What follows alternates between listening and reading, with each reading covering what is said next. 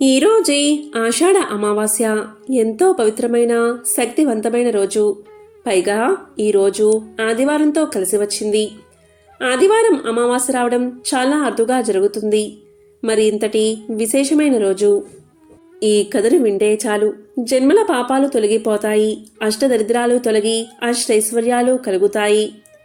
మరి ఆ కథ ఏంటో ఇప్పుడు ఈ వీడియోలో తెలుసుకుందాం. ఈ అమావాస్యని అంటే ఆషాఢ అమావాస్యని చుక్కల అమావాస్య అని పిలుస్తారు. ఈ రోజున పితృదేవతలను స్మరించుకున్నా, గౌరీ వ్రతం చేసినా, దీపపూజ నిర్వహించినా గొప్ప ఫలితం దక్కుతుందని శాస్త్రాలు చెబుతున్నాయి. కాబట్టి అత్యంత పవిత్రమైన చుక్కల అమావాస్య వ్రతకథను ఇప్పుడు విందాం. అమావాస్య వ్రతాన్ని దీపస్తమ వ్రతము అని కూడా పిలుస్తారు. ఇది ఆషాఢ అమావాస్య రోజు ఆచరిస్తారు. ఒకసారి సౌనకాది మహామునులంతా సూత మహర్షితో ఇలా పలుకుతారు. ఓ సూత మహాముని, భూలోకంలో పాపాలు పెరిగిపోయాయి. ఇలాంటి భూలోకంలో స్త్రీలు తరించడానికి ఏదైనా వ్రతమున్నదా వివరించండి అని వినయంగా కోరతారు. దానికి సూతుడు చిరునవ్వు నవ్వి ఇలా సమాధానం చెప్తాడు. ఓ మహామునులారా, మీరు అడిగిన ప్రశ్న చాలా బాగుంది. ఇది మీకే కాదు, సకల మానవులకు ఎంతో ఉపయోగకరమైన ప్రశ్న. మీరు అడిగిన ప్రశ్నకు సమాధానం ఉంది. భూలోకంలోని స్త్రీలు తరించడానికి ఉపయోగపడే వ్రతముంది. అదే చుక్కల అమావాస్య వ్రతం. పూర్వం ఇదే అనుమానం పార్వతీదేవికి కలిగి పరమేశ్వరుని అడిగింది. దానికి పరమేశ్వరుడు పార్వతీదేవితో ఇలా పలికాడు. అదే వృత్తాంతాన్ని ఇప్పుడు మీకు తెలియచేస్తాను, శ్రద్ధగా వినండి. పూర్వకాలంలో దేవశర్మ అనే బ్రాహ్మణుడు ఉండేవాడు. అతని భార్య సౌందర్యవతి, గుణవతి, అంతేకాదు మహాపతివ్రత. వారికి అనుభవించడానికి అన్నీ ఉన్నా లేనిది ఒక్కటే ఒక్కటి, అదే సంతానం. దీంతో వారు మహాశివుడికి అనేక పూజలు చేశారు. దేవశర్మ శంకరుడి గురించి ఘోర తపస్సు చేయగా అతని భక్తికి శంకరుడు సంతోషించి ప్రత్యక్షమయ్యాడు. ఏం వరం కావాలో కోరుకోమన్నాడు. దానికి దేవశర్మ ఇలా కోరుకున్నాడు. ఓ మహేశ్వర, పుత్ర సంతానం లేని మాకు పుత్రుణ్ణి ప్రసాదించమని కోరుకున్నాడు. మహాశివుడు వారి కోరిక ప్రకారం ఇలా అన్నాడు. నీకు బుద్ధిమంతుడైన అల్పాయుష్కుడు కావాలా, లేదా బుద్ధిహీనుడైన దీర్ఘ ఆయువు ఉండే పుత్ర సంతానం కావాలా అని ప్రశ్నించాడు. దానికి దేవశర్మ బుద్ధిమంతుడైన పుత్రుడే కావాలి అని కోరుకున్నాడు. దానికి శివుడు తదాస్తు అని అంతర్ధానమైపోయాడు. కొంతకాలానికి దేవశర్మ భార్య గర్భాన్ని ధరించి 10వ మాసంలో 12 కొడుకును కన్నది. అతనికి సుశర్మ అనే పేరు పెట్టి అల్లారు ముద్దుగా పెంచుకుంటున్నారు. ఆ సుశర్మ శుక్లపక్ష చంద్రుడి వలె దినదిన ప్రవర్ధమానంగా ఎదుగుతున్నాడు. కొడుకును చూసి తల్లి తనలో తాను దుఃఖిస్తూ ఉండేది. దేవశర్మ కుమారుడికి ఉపనయనం చేశాడు. సుశర్మ అల్పాయుష్కుడు అని తెలిసి ఎవరూ కూడా పిల్లను ఇవ్వలేదు. దీంతో దేవశర్మ దంపతులు ఎంతో బాధపడ్డారు. ఒక పేదపిల్ల తల్లిదండ్రులకు కొంత ధనాన్ని ఇచ్చి కుమారుడికి పెళ్లి చేశారు. భర్త జన్మరహస్యం తెలిసిన ఆ పిల్ల ప్రతిరోజు గౌరీ పూజను భక్తి శ్రద్ధలతో ఆచరించేది. కొంతకాలానికి సుశర్మ అర్ధరాత్రి అకస్మాత్తుగా మరణించాడు. అతని భార్య, తల్లిదండ్రులు శవం మీద పడి ఏడ్చారు. పార్వతీదేవి భక్తురాలు కనుక అతని భార్య ఏడవడం చూడలేక కరుణామయ అయిన అమ్మవారు ఆమెను లేవదీసింది. పైట కొంగుతో కన్నీరు తుడిచి, అమ్మా, విధిని ఎవరూ దాటలేరు. నీవు పూర్వజన్మలో స్నేహితురాలతో కలిసి చుక్కల అమావాస్య వ్రతం చేశావు. కానీ ఉద్యాపన చేయలేదు. అందువల్లే నీకు వైదవ్యం ప్రాప్తించింది. కనుక నీవు ఆలోచించి వ్రతాన్ని ఆచరించు. ఈ వ్రతాన్ని మొదలుపెట్టి మధ్యలో విడవకూడదు. పట్టినదాన్ని సంపూర్ణం చెయ్యాలి, లేకపోతే ఇలాంటి ఫలితాలే కలుగుతాయి.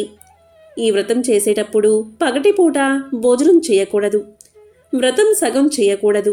నీవు వ్రతాన్ని చేసి ఉద్యాపన చేస్తే నీ భర్త తిరిగి జీవించగలడు అని పలుకుతుంది.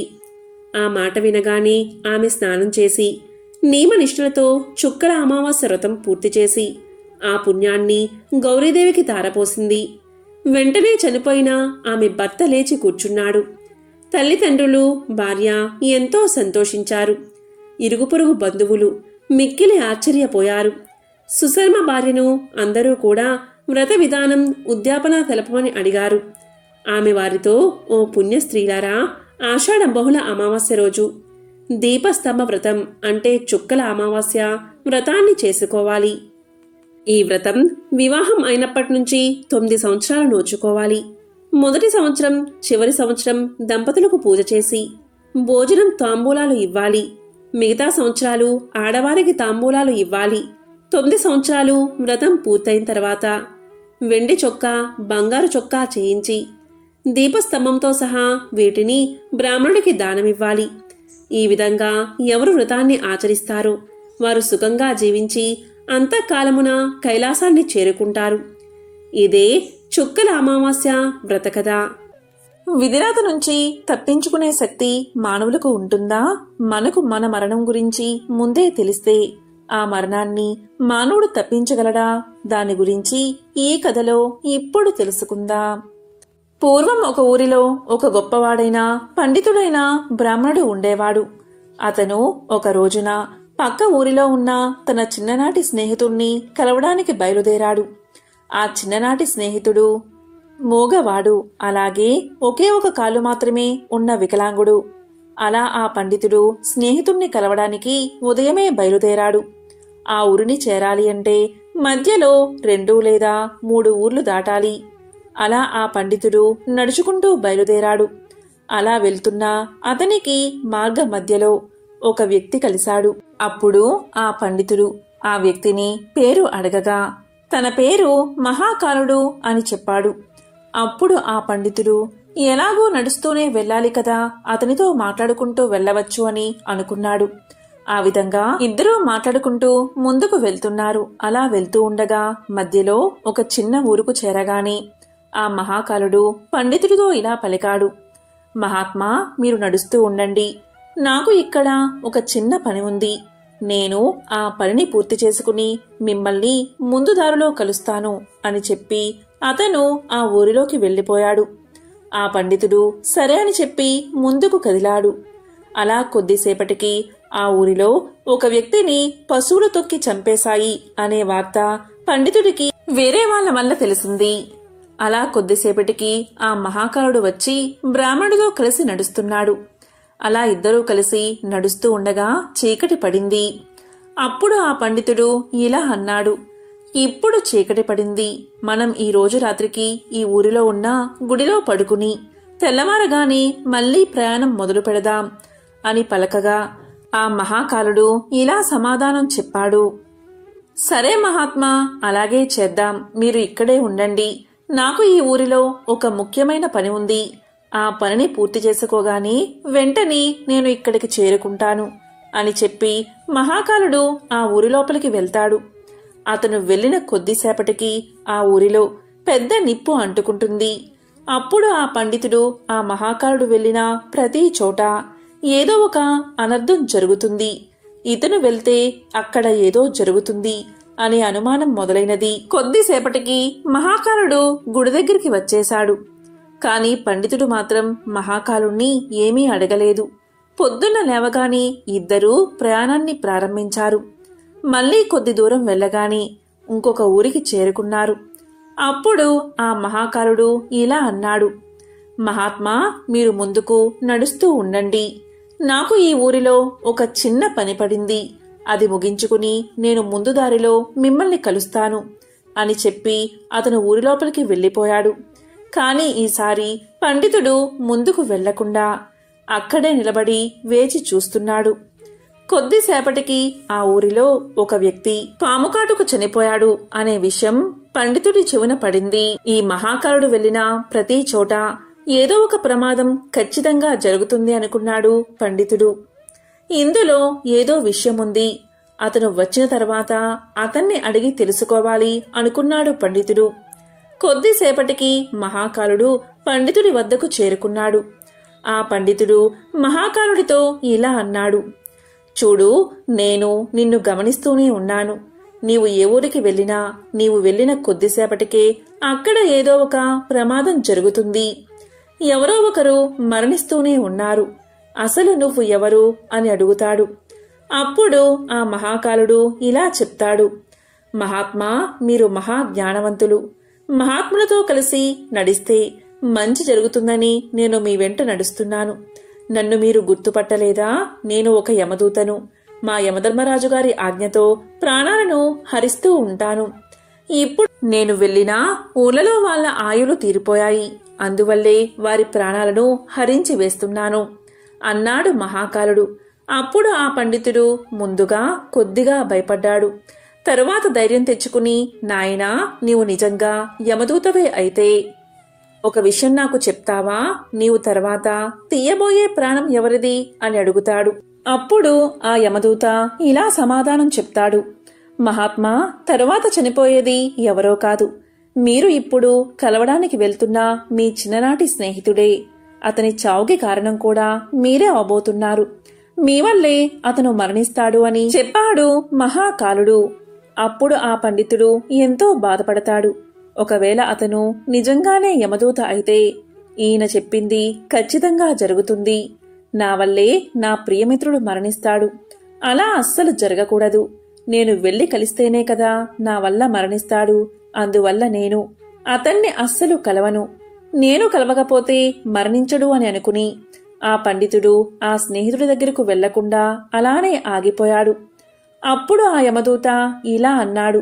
మహాత్మా, మీరు మనసులో ఏమి ఆలోచిస్తున్నారో నాకు తెలుసు. మీరు మీ మిత్రుణ్ణి కలవడానికి వెళ్ళకపోయినా అతని తలరాత మారదు. మీ మిత్రుడి మరణం నిర్ణయించబడింది. దాన్ని ఎవరూ మార్చలేరు. ఇంకా కొద్దిసేపటిలో అది జరిగిపోతుంది అన్నాడు మహాకాలుడు. ఆ యమదూత మాటలు విన్న పండితుడు చాలా బాధపడ్డాడు. నా మనసులో నేను అనుకున్న మాటలు ఈ వ్యక్తికి ఎలా తెలిసాయి? అయితే ఇతను ఖచ్చితంగా యమదూతే. ఇతని మాట ఖచ్చితంగా జరుగుతుంది. నా వల్లే నా మిత్రుడు చనిపోతాడు. అందువల్లే నేను వచ్చిన దారిలోనే వెనక్కి వెళ్లిపోతాను అనుకుంటూ ఇంటికి తిరిగి వెళ్లిపోతున్నాడు. అలా వెనక్కి తిరిగి వెళ్తూ ఉండగా స్వయంగా తన వైపు వేగంగా రావడం చూశాడు. తన స్నేహితుడు చాలాసేపటి నుంచి తన వెంట వస్తున్నట్లుగా అనిపించింది. అతను వికలాంగుడు మరియు మగవాడు కావడం వల్ల పండితుణ్ణి చేరుకోలేకపోయాడు. మగవాడు కావడం వల్ల అరవలేకపోయాడు. అలా ఆ మిత్రుడు చాలా ఆయాసపడుతూ పండితుడి దగ్గరకు చేరుకోగాని కింద పడిపోయి ప్రాణాలు వదిలిపెట్టాడు. అప్పుడు ఆ పండితుడు భయంతో వణికిపోతూ ఆ యమదూత వైపు చూసి అసలు ఏం జరిగింది, నా మిత్రుడు ఎలా మరణించాడు అని అడుగుతాడు. అప్పుడు ఆ మహాకాలుడు ఇలా సమాధానం చెప్తాడు. మీ స్నేహితుడు వెనకాల వెళ్లిన ఊరు నుంచి మీ వెంట వస్తున్నాడు. అతను మూగవాడు, అలాగే ఒంటికాలు అవడం వల్ల అతను మిమ్మల్ని చేరుకోలేదు. మిమ్మల్ని చేరుకోవడానికి తన శక్తిని మించి ప్రయత్నించాడు. అందువల్లే ఆయాసంతో గుండె ఆగిపోయి మరణించాడు. అతను మీ కారణంగానే మరణించాడు. మిమ్మల్ని కలవడానికే కదా వస్తుంది అంటూ సమాధానం చెప్పాడు మహాకాలుడు. అప్పుడు పండితుడు ఇలా పలికాడు. మృత్యువుని ఆపడం ఎవరి వల్ల కాదు. అందరికీ ఏదో ఒకసారి మృత్యు వచ్చి తీరుతుంది అంటూ తన్ని తాను సముదాయించుకుని తన స్నేహితుడి దహన సంస్కారాలు పూర్తి చేశాడు. అప్పుడు ఆ పండితుడికి తన మృత్యువు గురించి తెలుసుకోవాలి అనే కోరిక కలిగింది. అప్పుడు ఆ పండితుడు ఇలా అన్నాడు. ఓ యమదూత, మరి నాకు మృత్యువు ఎప్పుడు వస్తుందో, ఎలా సంభవిస్తుందో చెప్పండి అని అడుగుతాడు. అప్పుడు ఆ యమదూత ఇలా అంటాడు. మహాత్మా, సాధారణ జీవులకు మృత్యువు గురించి ముందే తెలుసుకోవడం మంచిది కాదు. ఎవరైనా సరే తమ మరణం గురించి ముందే తెలుసుకుంటే దుఃఖాన్ని పొందుతారు. కానీ మీరు చాలా జ్ఞానవంతులు.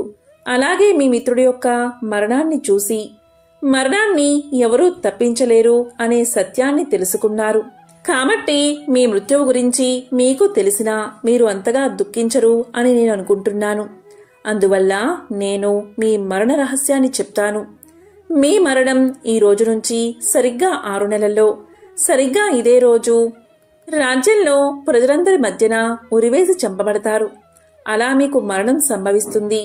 ఆశ్చర్యాన్ని కలిగించే విషయం ఏంటి అంటే మీరు నవ్వుతూ ఈ ఉరిని స్వీకరిస్తారు అని చెప్పి ఆ మహాకాలుడు అక్కడి నుంచి వెళ్లిపోయాడు. ఆ తరువాత పండితుడు కూడా తన ఊరికి వెళ్ళిపోయాడు. ఎంతటి పండితుడైనా తన మరణం గురించి ఖచ్చితంగా తెలిస్తే భయం కలుగుతుంది కదా. అలాగే ఆ మృత్యువును తప్పించుకునే ప్రయత్నాలు చేస్తారు. సరిగ్గా ఈ పండితుడు కూడా అదే చేశాడు. పండితుడు గొప్ప విద్వాంసుడు కావడం వల్ల అతనికి ఆ దేశ రాజుగారు బాగా తెలుసు. అప్పుడు ఆ పండితుడు మహారాజు వద్ద గొప్ప గొప్ప జ్ఞానవంతులైన మంత్రులు ఉంటారు. వారి దగ్గరకు వెళ్లి నా గురించి చెప్తే వారు మృత్యువును ఆపే ఏదో ఒక ప్రయత్నం చేస్తారు అని ఆలోచించి మర్నాడు ఉదయాన్నే రాజ్యసభకు వెళ్లి జరిగిన వృత్తాంతానంతా చెప్పాడు. అప్పుడు ఆ మహారాజు మంత్రుల సలహాలు అడిగి ఈ పండితుడు చెప్పింది నిజమే అయితే ఇతని మరణం 6 నెలల తర్వాత, అది కూడా వేరే రాజ్యంలో జరుగుతుంది. అందువల్ల ఈ పండితుడు వచ్చే 6 నెలలు ఈ కోటలోనే ఉండాలి అని, దానికి కావలసిన అన్ని సౌకర్యాలు ఏర్పాటు చెయ్యమని ఆదేశించాడు. నా అనుమతి లేకుండా ఈ పండితుణ్ణి ఎవరూ కలవకూడదు. అలాగే పండితుడు మాత్రం స్వేచ్ఛగా తిరగవచ్చు అని ఆదేశించాడు మహారాజు. ఎందుకంటే పండితుడికి తిరిగే స్వేచ్ఛ లేకపోతే అతన్ని బంధించినట్లుగా అవుతుందని అతడికి ఎక్కడైనా తిరిగే స్వేచ్ఛను ఇచ్చాడు మహారాజు. కాని ఆ పండితుడు మృత్యువుకు భయపడి బయటకు కూడా రావడం లేదు. కోటలోనే ఉంటున్నాడు. కాలం గడుస్తూ ఉంది. చివరికి పండితుడికి మృత్యువు సంభవించే రోజు రానే వచ్చింది. తెల్లవారితే మరణం సంభవించే రోజు. అప్పుడు ఆ పండితుడు ఇలా అనుకున్నాడు, నేను బయటకు వెళ్తేనే కదా మరణం. నేను ఎలాగో బయటకు వెళ్ళను, ఇక్కడే ఉంటాను. ఇక్కడే ఉంటే మరణం సంభవించదు. ఇక నేను మరణాన్ని తప్పించుకున్నట్లే అని అనుకుని ఆనందంగా ఆ రోజు రాత్రి త్వరగానే పడుకున్నాడు. ఆ పండితుడికి నిద్రలో నడిచే అలవాటు ఉంది. ఆ విషయం అతనికి కూడా తెలియదు. అలా ఆ పండితుడు నిద్రలో నడుచుకుంటూ బయటకు వచ్చి ఒక గుర్రపు బండి మీద కూర్చున్నాడు. పండితుడికి ఎక్కడైనా తిరిగే స్వేచ్ఛ ఉంది కాబట్టి అతన్ని ఎవరూ ఆపలేదు. అలా అతను గుర్రపు బండిపైనే వెళ్తూ పక్కన ఉన్న రాజ్యంలోకి ప్రవేశించాడు. రాత్రి సమయం కావడం వల్ల అందరూ గాఢ నిద్రలో ఉన్నారు. ఆ పండితుడు గుర్రపు బండి దిగి నడుచుకుంటూ నేరుగా మహారాణి పడక గదిలోకి చేరుకుని మహారాణి మంచంపైనే పడుకున్నాడు. తెల్లవారుజామునే మహారాజు పండితుడు మహారాణి పక్కన పడుకుని ఉండడం చూసి కోపంతో ఊగిపోయాడు. వెంటనే భటుల్ని పిలిపించి ఆ పండితుడిని బంధించి కారాగారంలో పడేశాడు. కాని పండితుడికి ఏమీ అర్థం కాలేదు. అసలు తాను ఈ రాజ్యంలోకి ఎలా వచ్చాడో తెలియడం లేదు. ఆ పండితుణ్ణి రాజ్యసభలో ప్రవేశపెట్టారు. పండితుణ్ణి చూడగానే మహారాజు కోపంతో ఊగిపోతూ పండితుడికి ఉరిశిక్షణ విధించాడు. ఉరిశిక్ష అని వినబడగానే పండితుడు భయపడిపోయి, మహారాజా, నన్ను క్షమించండి. నేను ఇక్కడికి ఎలా వచ్చానో నాకు తెలియదు. నాకు ముందే తెలుసు ఈ రోజు నాకు ఖచ్చితంగా మరణం సంభవిస్తుందని. దాని ప్రకారమే ఇదంతా జరుగుతుంది అని చెప్పాడు పండితుడు. అప్పుడు ఆ మహారాజు ఇలా పలికాడు, ఏంటి, ఈరోజు నీకు మరణం సంభవిస్తుందని ముందే తెలుసా అని అడగ్గా అప్పుడు ఆ పండితుడు గత 6 నెలల నుంచి జరిగింది మొత్తం మహారాజుకు విన్నవించాడు. అది విన్న మహారాజుకు ఇదంతా నమ్మశక్యంగా లేకపోయినా ఆ పండితుడితో ఇలా అంటాడు, చూడు, నీవు చెప్పింది నిజమే అయితే, ఆ మహాకారుడు చెప్పినట్లు నిజంగా జరిగితే నీ చావుకు నేను కారణం కావాలి అనుకోవడం లేదు. ఒకవేళ నీవు చెప్పేది అబద్ధమని తెలిస్తే నీకు ఈరోజు మరణశిక్ష తప్పదు అని చెప్పి పండితుణ్ణి ఆశ్రయించిన మహారాజు ఈ రాజుకు మంచి స్నేహితుడు కావడం వల్ల భటులతో ఒక లేఖను పంపించాడు. ఆ లేఖను తీసుకువెళ్లి భటులు సాయంత్రానికి తిరిగి వచ్చి, మహారాజా, ఈ పండితుడు చెప్పింది పూర్తిగా వాస్తవం. గత 6 నెలలుగా స్వయంగా ఆ మహారాజే ఇతనికి ఆశ్రయాన్ని కల్పిస్తున్నాడు. కాని ఇతను ఈ రాజ్యంలోకి ఎలా ప్రవేశించాడు అనేది మాత్రం ఎవరికీ తెలియదు. అందువల్ల ఇతనికి ఉరిశిక్ష వేయడం మంచిది కాదు అన్నారు. కాని ఇప్పుడు మహారాజా, పెద్ద సమస్య వచ్చింది. అది ఏంటి అంటే, మహారాజు ఏమీ ఆలోచించకుండా ఉరిశిక్ష విధించమని తీర్పు ఇచ్చాడు. ఉరి వేయకపోతే ఇతను ఇచ్చిన మాట తప్పుతుంది. అలా ఎప్పటికీ జరగకూడదు. ఒకవేళ ఉరేస్తే ఒక అమాయకుడు మరణిస్తాడు. పెద్ద సంకటలో పడిపోయాడు మహారాజు. అప్పుడు ఆ మహారాజు అందరి మంత్రులతో చర్చించి ఒక ఉపాయాన్ని ఆలోచించారు. అప్పుడు మంత్రులు ఇలా పలికారు: మహారాజా, మనం ఈ పండితుడికి సన్నని ఒక చిన్న దారంతో ఉరిశిక్షను అమలు చేద్దాం. అలా చేస్తే మీరు ఇచ్చిన తీర్పు అమలవుతుంది. అలాగే పండితుడికి ఏ ప్రాణహాని జరగదు అని చెప్పారు మంత్రులు. ఇక మహారాజుకు కూడా ఈ ఉపాయం బాగా నచ్చింది. అలాగే చెయ్యమని ఆదేశించాడు. పండితుడి కోసం మెత్తని సన్నని దారాన్ని ఉరికొయ్యకు కట్టి పండితుడికి ఉరి తగిలించారు. అందరూ సంతోషంగానే ఉన్నారు. ఎందుకంటే పండితుడు మరణించడు, మహారాజు యొక్క తీర్పు నిలబడుతుంది.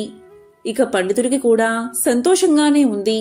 ఎందుకంటే ఇంత సన్నని దారంతో మృత్యువు లభించదు అని సంతోషిస్తున్నాడు. అందరూ చూస్తూ ఉండగానే ఒక పెద్ద గాలి వచ్చి ఆ సన్నని దారాన్ని తెంపేసింది. దాంతో పాటు పండితుడు కూడా నేల మీద పడిపోయాడు. ఏం జరిగింది అని అందరూ వెళ్లి చూడగా ఆ సన్నని దారమే ఆ గాలి వేగం వల్ల పండితుడి యొక్క గొంతు తెంపేసింది. దీంతో గొంతు తెగి అధిక రక్తస్రావం అవడం వల్ల అందరూ చూస్తూ ఉండగానే ఆ పండితుడు నేల మీద పడి మరణించాడు. చివరకు మహాకారుడు చెప్పినట్లే జరిగింది. అందరూ ఆశ్చర్యపోయారు. ఇంత సన్నని దారంతో మరణం ఎలా సంభవిస్తుంది? అయినా మృత్యువును ఎవరూ ఆపలేరు. మరణ సమయం నిశ్చయమైతే ఎన్ని ప్రయత్నాలు చేసినా దాన్ని ఎవరూ తప్పించలేరు అని అందరూ అనుకున్నారు. ఆ పండితుడికి తన మరణం గురించి ముందే తెలిసి ఉండకపోతే ఈ 6 నెలలు దాక్కుని భయంతో జీవించేవాడు కాదు. ఎంతో సంతోషంతో 6 నెలలు జీవించేవాడు. అందుకే విధిరాతను ఎవరూ తప్పించలేరు కాబట్టి. పూర్వం కృతయుగంలో వంగా అను దేశంలో బబ్రు వాహనుడు అనే రాజు ఉండేవాడు. అతనిది విశాలమైన రాజ్యం. సమర్థవంతమైన పరిపాలనతో తన రాజ్యాన్ని శత్రువుల బారిన పడకుండా రక్షిస్తూ ధర్మ మార్గాన పాలన సాగిస్తూ ఉండేవాడు. అతని యుగం కృతయుగం అంటే సత్యయుగం కదా. భూమికి 4 దిక్కులా సత్యమే వర్ధిల్లేది. అలాంటి కాలంలో సత్యానికే పాఠాలు చెప్పే విధంగా పాలన సాగించేవాడు బబ్రు వాహనుడు. బబ్రు వాహనుడు అంటే అర్జునుడి కొడుకు కాదు, కేవలం పేరుకు మాత్రమే బబ్రు వాహనుడు. అతని కాలంలో రోగులు లేరు, పాపాత్ములు లేరు, దొంగలు లేరు, హంతకులు లేరు. అద్భుతమైన పాలన మాత్రమే ఉండేది. ఒకరోజు బబ్రువాహనుడు అడవికి వేటకు బయలుదేరాడు. 100 గుర్రాలపైన స్వారీ చేస్తూ వెంబడి 100 మిత్రులు, వందలాది మంది సైనికులు, వీరందరి అవసరాలు తీర్చే సేవకులు రాజును అనుసరించారు. అద్భుతమైన అట్టహాసం హడావిడితో వేట కొనసాగింది. ఎన్నో అడవి జంతువులను వేటాడుతూ ఆఖరికి ఒక లేడీపైన బాణం విసిరాడు బబ్రు వాహనుడు. ఆ లేడీ చాలా తిక్కలేడి. అది ఎంతగా గాయపడినా లెక్క చెయ్యక బాణపు వేగంతో పారిపోవడం మొదలుపెట్టింది. ఆ క్షణం రాజు ఒక సాధారణ వేటగాడిలా మారిపోయాడు. తన వెంట మిత్రులు ఉన్నారని, పరివారం ఉందని మరిచిపోయి తప్పించుకోబోతున్న లేడి వెంటపడి తాను కూడా వేగంగా పరిగెత్తాడు. చివరికి అడవిలో ఒంటరిగా మిగిలిపోయాడు. కాని ఎలాగోలాగా లేడిని పట్టుకోగలిగాడు. అయితే అందుకోసం చాలా సమయాన్ని కేటాయించాల్సి వచ్చింది. లేడి వెంట పరుగులు తీస్తున్నంతసేపు అతనికి ఆకలి దప్పికలు అర్థం కాలేదు. కాని లేడి చిక్కి లక్ష్యం పూర్తి కాగానే అతని ఆకలి దప్పికలు చుట్టూ ముట్టాయి. అంతసేపు లేడి కొరకు వేటాడిన రాజు ఆకలి దాహాలను తీర్చుకోవడం కోసం వెతుకులాట మొదలుపెట్టాడు. అదృష్టవశాత్తు అక్కడికి సమీపంలోనే ఒక సరస్సు కనబడింది. అందులో ముందుగా స్నానం చేసి తరువాత నీరు తాగి ఒడ్డున ఉన్న ఒక చెట్టు కింద తన పరివారం కోసం ఎదురు చూస్తూ విశ్రాంతి తీసుకోసాగాడు. అనుకోకుండానే రాజుకు నిద్ర ముంచుకు వచ్చి కనులు మూతపడసాగాయి. ఈలోగా సమీపంలో కలకలం వినబడింది. రాజు కలవరపడుతూ కళ్ళు తెరిచి చూశాడు. అతనికి సమీపంగా ఎదురుగా 100 ప్రేతాలతో కలిసి ప్రేత వాహనుడు అనే పేరుగల ప్రేతరాజు అక్కడికి వచ్చాడు. ప్రేతాలంటికి ఎముకలకు బిగుతుగా చర్మాన్ని అతికించినట్లుగా ఉన్నాయి. ఎక్కడా కూడా అంగుళం మందం మాంసమైనా లేదు. వాటి ఆకారాలు భయం గొలిపేలా ఉన్నాయి. ప్రేతాలు హఠాత్తుగా కనబడితే ఎవరికైనా భయం కలుగుతుంది. కాని అక్కడ ఉన్నది యుద్ధరంగంలో పరాక్రమాన్ని ప్రదర్శించే బబ్రువాహన మహారాజు. అందువల్ల ముందుగా కొంచెం కలవరం కలిగిన వెంటనే తన విల్లును అందుకుని ప్రేతాలపైకి ఎక్కుపెట్టాడు మహారాజు. కాని బాణం వదలకుండా వారితో ఇలా అన్నాడు. ఎవరు మీరంతా? ఇంత భయంకరంగా ఉన్నారు? ఎక్కడ్నుంచి వచ్చారు? మీ శరీర ఆకృతులు ఇంత వికృతంగా ఉన్నాయేమిటి అని అడిగాడు. అప్పుడు ప్రేతాల నాయకుడైన ప్రేత వాహనుడు రాజుతో ఇలా పలికాడు. మహారాజా, మీ దర్శన భాగ్యం వల్ల మాలో ప్రేతభావం నశించిపోయింది. మాకు ఉత్తమ గతులు ఇక లభించే తీరతాయి అన్నాడు. ప్రేత వాహనుడి మాటలు రాజుకు అర్థం కాలేదు. అదే విషయం రాజు ఇలా అన్నాడు. ఓ ప్రేతమా, నువ్వేమి మాట్లాడుతున్నావు? నాకు అర్థం కావడం లేదు. నాకు అర్థమయ్యేలా చెప్పు అన్నాడు. దానికి ప్రేతవాహనుడు ఇలా పలికాడు. రాజా, ఈ ప్రేతాలన్నీ ఒకప్పుడు మనుషులే, కాని చేసుకున్న పాపాల వల్ల ప్రేతాలుగా మారిపోయాయి. ఎవరికైతే అగ్ని సంస్కారం, శ్రాద్ధం, తర్పణం జరగవో వారంతా ప్రేతాలై తిరుగుతారు. అంతేకాదు, నమ్మక ద్రోహులు, పాపాలకు ప్రాయశ్చిత్తం చేసుకొనివారు, తాగుబోతులు, దొంగతనం చేసేవారు, ఈర్ష, అసూయ, ద్వేషాలతో కాలం గడిపేవారు, గురుపత్నిని చరిచినవారు, ఒకరి ఆస్తిని అన్యాయంగా లాక్కున్నవారు, పరుల సొమ్ముకు ఆశపడిన వారు మొదలైన తప్పుడు పనులు చేసేవారంతా ప్రేతాలుగా మారతారు. మేమంతా ఇలా వచ్చిన వారమే.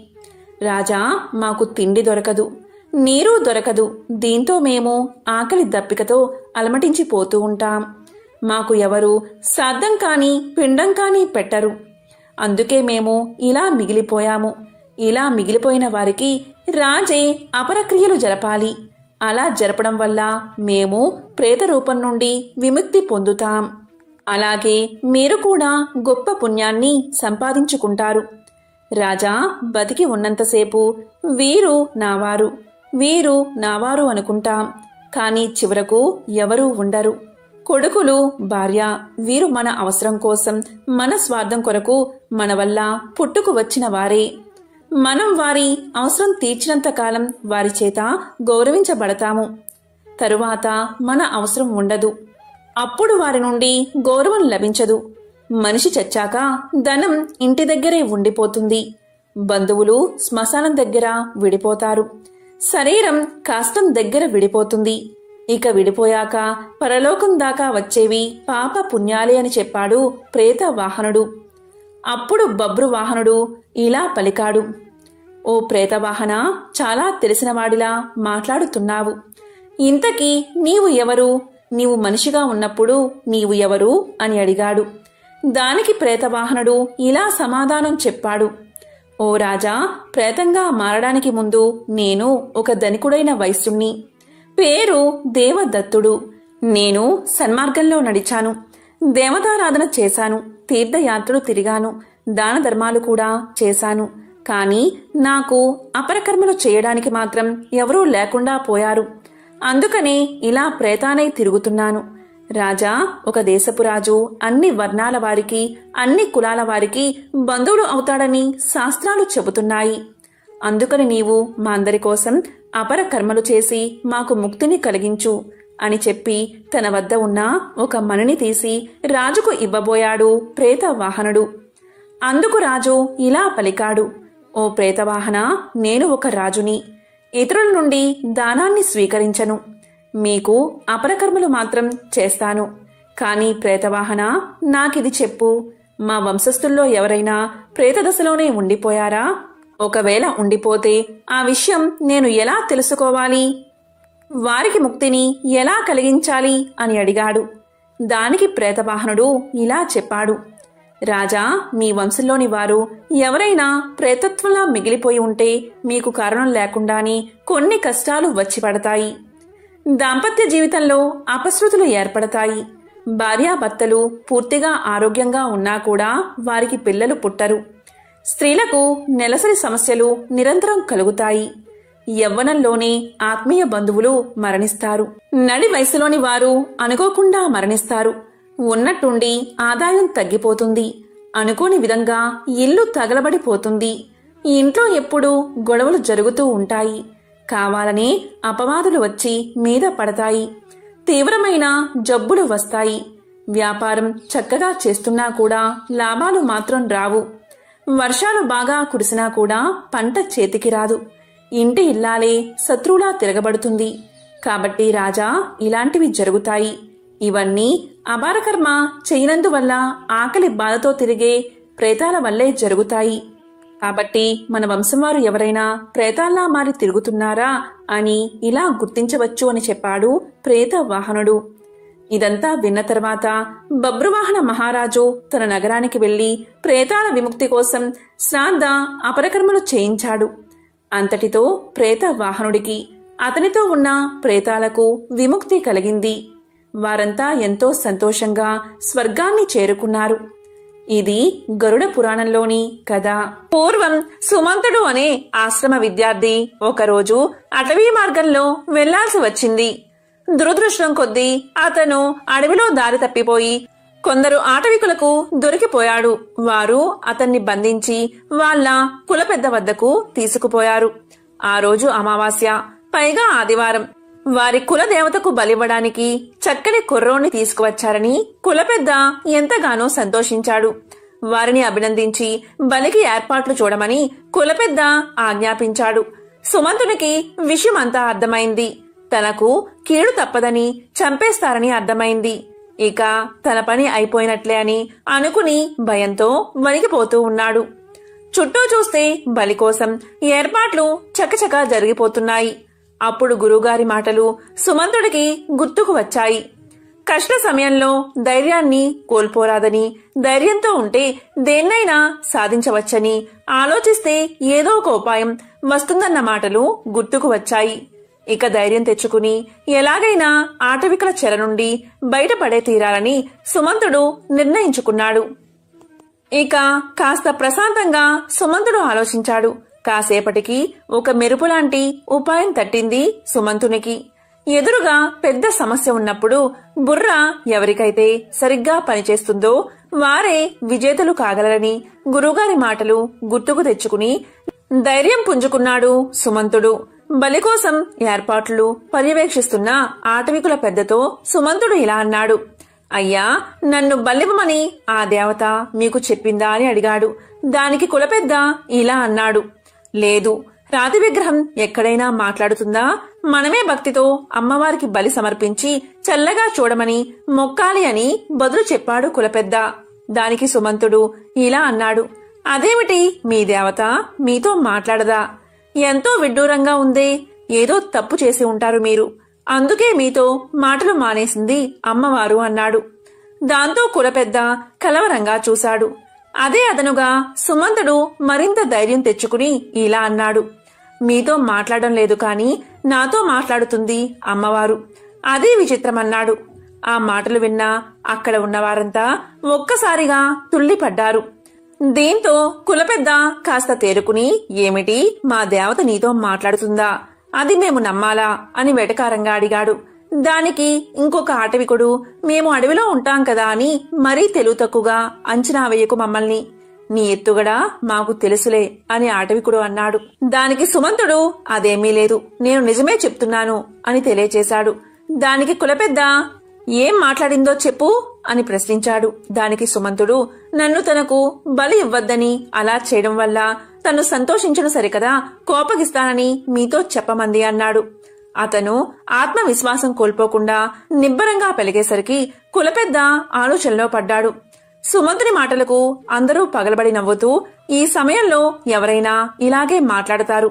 నీ మాయ మాటలు మేము నమ్మం, బలి జరిగే తీరుతుందని అందరూ ముక్త కంఠంతో పలికారు.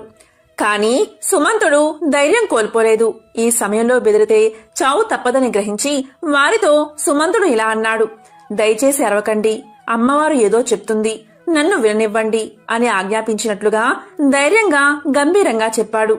దాంతో ఆటవికులంతా ఒక్కసారిగా నిశ్శబ్దంగా ఉండిపోయారు. ఇక సుమంతుడు చెవిపై చెయ్యి పెట్టుకుని వింటున్నట్లుగా నటిస్తున్నాడు. మధ్య మధ్యలో సరేనమ్మా సరేనమ్మా అంటూ శ్రద్ధగా వింటున్నట్లుగా నమ్మించాడు. ఇక పరుగున వెళ్లి విగ్రహం యొక్క పాదాల మీద పడి నమస్కారం చేసి వెనక్కి వచ్చి నిలబడ్డాడు. చుట్టూ ఉన్నవారికి అంతా అయోమయంగా ఉంది. విడ్డూరంగా చూస్తున్నారు ఆ జనం. నిజంగా తల్లి అతనితో మాట్లాడిందా అని అనుమానంలో పడ్డారు. ఇక సుమంతుడు కుల పెద్దవైపు తిరిగి, అయ్యా, తల్లి చెప్పిన మాటలు మీతో చెప్తున్నాను. ఈరోజు పట్టపగలు కొంత సమయం రాత్రిగా మారితే నన్ను విడిచిపెట్టమని, లేకుంటే బలి ఇవ్వమని చెప్పింది తల్లి. తల్లి మాట ప్రకారం కొంతసేపు వేచి చూడండి. ఆమె చెప్పిన ప్రకారం జరగకపోతే నేనే స్వయంగా బలిపీఠం ఎక్కుతాను అనగానే కులపెద్ద సరే అన్నాడు. కులపెద్ద మళ్ళీ ఇలా అన్నాడు, ఈ విషయం మాలో ఎవరికీ చెప్పకుండా నీతోనే ఎందుకు చెప్పింది అమ్మవారు అని ప్రశ్నించాడు. దానికి సుమంతుడు ఏమాత్రం తడబడకుండా, మీరు నన్ను ఎత్తుకుని రావడమే అమ్మవారికి ఇష్టం లేదు, అందుకే మీ పట్ల అమ్మవారు అలిగిందని చెప్పి మరింత నమ్మకంగా చెప్పాడు. ఇక కులపెద్ద, అతను ఒక రుజువు చెప్పాడు కదా, అందరూ ఆ సమయం వరకు వేచి ఉండండి, తేడా వస్తే అప్పుడే బలిద్దామన్నాడు. అందరూ కులపెద్ద మాటలు గౌరవించి ఊరుకున్నారు. ఆ రోజు సంపూర్ణ సూర్యగ్రహణం ఉండటంతో సుమంతుడు చాలా ధీమాగా ఉన్నాడు. అందరూ ఆకాశం వైపు చూస్తూ ఉండగా రావలసిన సమయం రానే వచ్చింది. గ్రహణం పట్టి అడవంతా చీకటైపోయింది. సుమంతుని మాట నిజం కావడంతో ఆ అటవికులంతా జయజయధ్వనులు చేస్తూ తల్లి పాదాల మీద పడి లెంపలు వేసుకున్నారు. ఇటువంటి గ్రహణం గత 80 సంవత్సరాలుగా రాలేదని గతంలో గురువుగారు చెప్పారు. అంత వయస్సు కలవారు ఆ గూడెంలో లేకపోవడంతో సుమంతుని పథకం పారింది. ఆటవికులు సుమంతుని పట్ల ఎంతో భక్తితో గురుకులం తోవ వరకు దిగబెట్టి క్షమించమని వేడుకున్నారు. ఇక సుమంతుడు ఊపిరి పీల్చుకుని ఆశ్రమం చేరుకున్నాడు. పూర్వకాలంలో అవంతి నగర సమీప అడవుల్లో ఒక సాధువు జీవించేవాడు. ఆ సాధువు దగ్గరకు అనేక మంది వచ్చి ఎన్నో అద్భుత విషయాలు తెలుసుకుని వెళ్తూ ఉండేవారు. ఇలా ఒకరోజు ఆ సాధువు అక్కడకు వచ్చిన వాళ్లకు ఒక అద్భుత కథను ఇలా చెప్పడం ప్రారంభించాడు. చూడండి నాయనలారా, పూర్వం ఒక ఊరిలో ఒక యువకుడు ఉండేవాడు. అతను చాలా సున్నితమైన మనసు కలవాడు. అతన్ని ఎవరైనా ఏమన్నా అన్నారంటే, లేదా ఏదైనా చిన్న సంఘటన అతన్ని బాధించిందంటే ఆ రోజంతా దాని గురించే ఆలోచిస్తూ ఉండేవాడు ఆ యువకుడు. తనకు జరిగిన సంఘటనలకు కారణం తన దురదృష్టమే, అలాగే ఆ భగవంతుడే అని అనుకునేవాడు ఆ యువకుడు. అదేవిధంగా తన్ని బాధపెట్టిన ఆ వ్యక్తిపై ఎలా అయినా పగ తీర్చుకోవాలి అనుకుని రోజంతా ఆలోచించేవాడు. ప్రతి విషయాన్ని ఇలా అతిగా ఆలోచించడం వల్ల అతను ఎవరితోనూ సరిగ్గా ఉండేవాడు కాదు.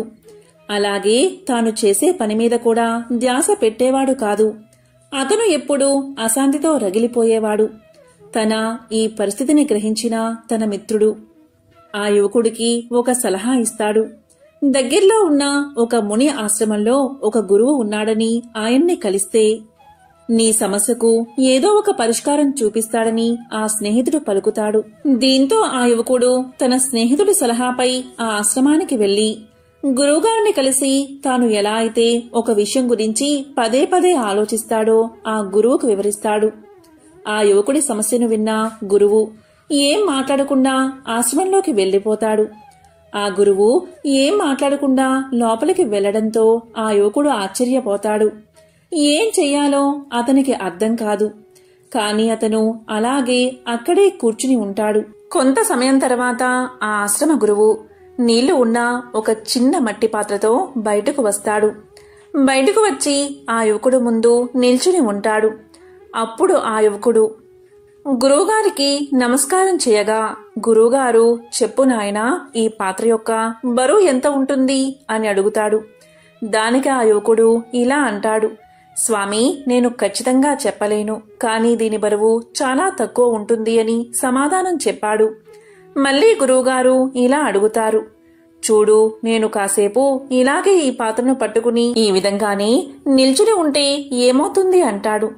దానికి ఆ యువకుడు ఇలా అంటాడు, ఏమీ కాదు స్వామి అనగా గురువుగారు ఇలా అడుగుతారు, సరే, ఒకవేళ నేను ఇలాగే 1 గంట సేపు ఈ పాత్రను పట్టుకుని నించుంటే ఏమవుతుంది అడగగా, దానికి యువకుడు ఇలా అంటాడు, స్వామి, అప్పుడు మీ చెయ్యి నొప్పి పుడుతుంది కదా అని సమాధానం చెప్తాడు. అప్పుడు గురువుగారు, చూడు నాయనా, ఒకవేళ నేను ఈ పాత్రను రోజంతా ఇలాగే పట్టుకుని ఉంటే ఏమవుతుంది అని అడుగుతాడు. దానికి ఆ యువకుడు ఇలా సమాధానం చెప్తాడు, స్వామి, అప్పుడు మీరు భరించలేనంత నొప్పితో బాధపడతారు. మీ చెయ్యి పనిచేయకుండా పోవచ్చు అని పలుకుతాడు యువకుడు. దానికి గురువుగారు ఇలా అంటారు, మంచిది నాయనా. అయితే ఇంతసేపు మోసిన ఈ పాత్ర యొక్క బరువు పెరిగిందా అని అడుగుతాడు. దానికి ఆ యువకుడు లేదు, పెరగలేదు అని సమాధానం చెప్తాడు. అప్పుడు గురువుగారు ఇలా అంటారు, మరి అలాంటప్పుడు నా చెయ్యికి భరించలేనంత నొప్పి ఎందుకు కలుగుతుంది అని అడగ్గా దానికి యువకుడు, స్వామి, మీరు చాలాసేపు పట్టుకున్నందువల్లే మీ చేతికి నొప్పి అంటాడు. అప్పుడు గురువుగారు, మరి నాకు నొప్పి కలగకుండా ఉండాలంటే ఏం చెయ్యాలి అని అడుగుతాడు. దానికి ఆ యువకుడు ఆ పాత్రను కింద పెట్టేయాలి అని సమాధానం చెప్తాడు. దానికి గురువు, అవును, నీవు చెప్పింది నిజమే. మన జీవితంలోని సమస్యలు కూడా ఇలాగే ఉంటాయి.